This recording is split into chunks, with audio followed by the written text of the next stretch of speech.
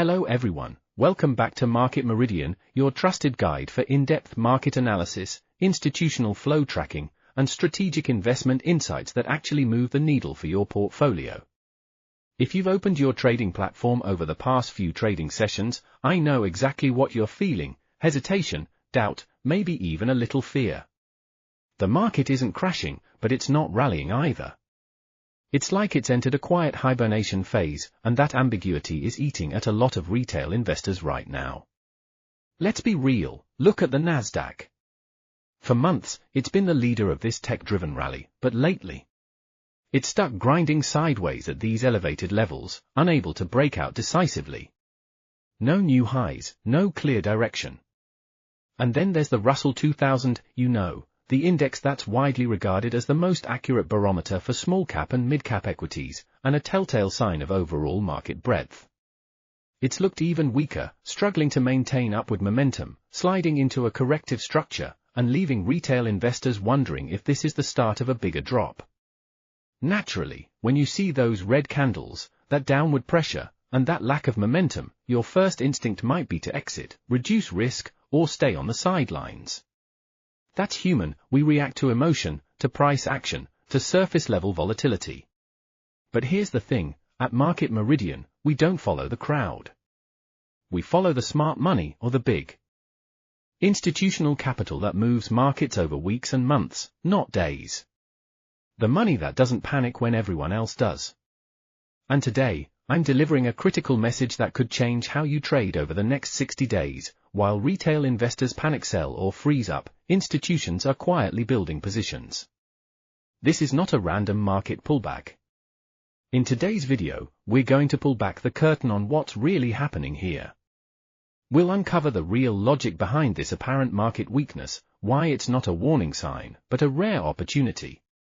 We'll break down the divergence between the NASDAQ and the Russell 2000, explain why institutional flows are shifting away from crowded tech names, and reveal why crude oil hitting $120 has become the single most important macro variable that will define market direction over the coming weeks. By the end of this video, you won't just understand how institutions are positioning, you'll have a clear, actionable swing trading strategy to trade alongside them, using the same disciplined tactics the smart money uses. No guesswork, no emotion, just data-driven decisions. Let's dive in. But every trend reaches its limit. As valuations for these large-cap tech stocks hit historical ceilings, some trading at 30, 40, even 50 times earnings, the risk-reward ratio became increasingly unfavorable for new capital. Here's a key point you need to remember: institutions do not chase overvalued assets at all-time highs. They don't FOMO in. They rotate. They rebalance. They look for the next area of opportunity where upside potential outweighs downside risk. And that rotation is now underway, and it's showing up in the relative weakness you see on the surface. Here's the most important truth about institutional behavior that retail investors almost always miss: big money does not buy breakouts. It buys weakness. Think about it: if a hedge fund needs to deploy $10 billion into a stock or sector, it can't do that in a single day. It would move the market against itself, driving prices up before it can buy enough shares. So institutions need time, liquidity, and muted volatility to accumulate shares quietly. They prefer gradual pullbacks, sideways consolidation, and mild selling pressure, exactly the conditions we're seeing right now in the Russell 2000. Host points to support level on Russell 2000 chart. When you see the Russell 2000 holding support despite negative sentiment, when you see volume declining, meaning selling pressure is drying up, you are not seeing risk. You are seeing one of the best entry points for long-term swing trades in the past 6 months. Institutions are stepping in here, buying small chunks at a time, so they don't alert the market. They're patient, and that's why they win. The NASDAQ will remain strong, don't get me wrong, but it's transitioning from a primary leadership position to a stabilizing force. The next leg of the market rally will not be led by the same crowded tech names that got us here. It will be led by the neglected, cash flow positive companies inside the Russell 2000. That's where institutions are quietly shifting their focus. That's where the next opportunity lies. Now, let's move to the macro force that's shaping everything, crude oil at $120. Now we shift from equity market structure to the single biggest macroeconomic force impacting every asset class in the world, crude oil. And specifically, the $120 level. This is not just another price point on a chart. It is a psychological, economic, and market-wide stress test that will shape Federal Reserve policy, sector rotation, and the sustainability of the equity rally. If you're ignoring crude oil right now, you're ignoring the most important variable in the market. To the average investor, rising oil prices mean one thing: higher costs at the pump, renewed inflation fears, and pressure on household budgets. That's why retail investors often fear oil breaking out above $120. They associate it with economic pain, rate hikes, and market sell-offs. But institutions view this level through a completely different lens. For smart money, $120 crude is not a threat, it's a clear signal for sector rotation, risk management, and defensive positioning. Let's break this down step by step, so you can see it the way institutions do.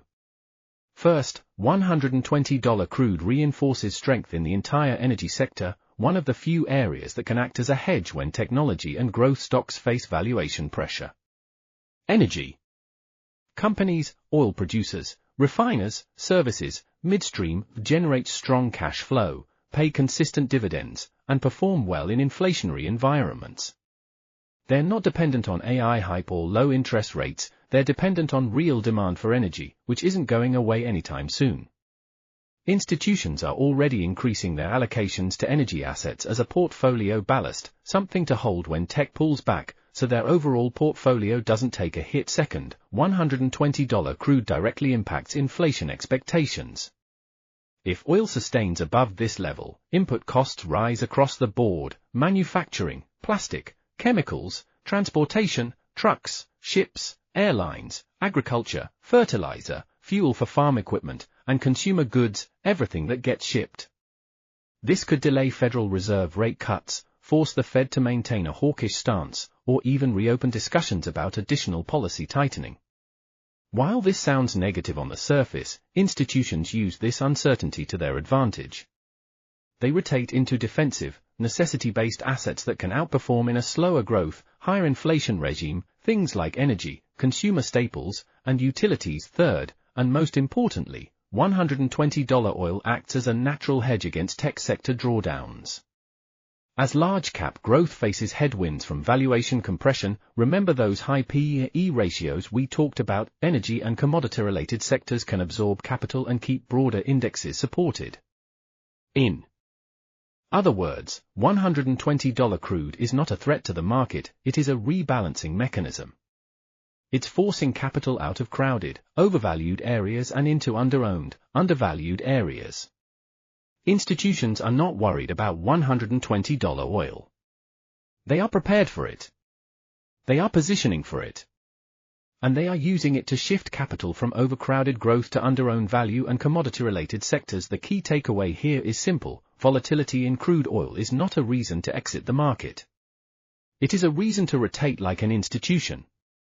The next major trading opportunity will come from aligning your portfolio with the sectors that benefit from sustained energy prices, not running from them. Now, let's turn this analysis into action. How do you position your portfolio to trade like the smart money? That's what we're covering next. Now that we understand why institutions are buying during this apparent weakness and how crude oil at $120 is reshaping sector leadership, let's translate this into a practical, actionable strategy you can use immediately. At Market Meridian, we don't just share analysis, we give you a framework to trade like the smart money. This strategy is built for swing trading, holding positions for 1 to 4 weeks, risk control, and alignment with institutional accumulation. It's not complicated, but it requires discipline, something retail investors often lack. Let's break it down into 3 core steps, with specific examples so you know exactly what to do. Step 1. Identify institutional support zones, and avoid impulsive buying. This is the most important rule for swing trading like an institution. Institutions do not buy on the first day of a sell-off. They do not try to catch a falling knife. They wait for price to reach key support levels, levels where selling pressure dries up, volume contracts, and the stock or index stops dropping. That sideways, low volatility area is their accumulation zone. It's where they can buy shares without moving the price against themselves. For the Russell 2000, this zone is now clearly defined. We're talking the 1,950 to 2,000 level. We've seen price test this area twice in the past month, and both times, it held. Volume dropped during those tests, which is a classic sign of accumulation. Selling pressure is gone, and institutions are stepping in. For quality large caps, say, a Magnificent 7 stock that's pulled back 10–15%, the support zone is the 50-day moving average or a key Fibonacci retracement level, 38.2% or 50% retracement of the recent rally. Your job is to wait for confirmation, not to predict bottoms. Confirmation could be a bullish candlestick pattern, like a hammer or engulfing, a bounce off support with increasing volume, or 2 consecutive days of higher closes. Patience is the single greatest edge in swing trading. Institutions wait for confirmation, and so should you. Step 2, build a defensive, well-diversified sector allocation. Gone are the days when all you needed was large-cap tech to outperform. Today's institutional playbook includes 3 core components. Let's break them down with specific sector and asset examples, so you can copy this structure. First, quality growth from select NASDAQ names. I'm not saying abandon tech entirely, just avoid the most crowded, overvalued names. Focus on tech companies with strong cash flow, stable margins, and exposure to long-term trends like AI infrastructure, cloud computing, or cybersecurity that aren't dependent on interest rate cuts. Think companies like Microsoft, stable cloud revenue, AI integration, or Nvidia, AI chip demand, but only if it pulls back to a support level. Allocate 20% of your portfolio here, enough to participate in tech's upside, but not enough to get crushed if it pulls back. Second, deep value and cash flow stability from the Russell 2000 small cap space. This is where the big opportunity is right now. Look for small cap companies with P or E ratios below 20, positive free cash flow, and debt levels below 50% of their market cap.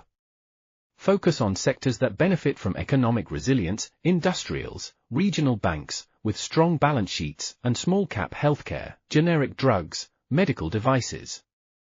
Allocate 15% here. This is your alpha play, where you can capture the institutional rotation we talked about earlier. Third, inflation protection from the energy sector and defensive consumer staples.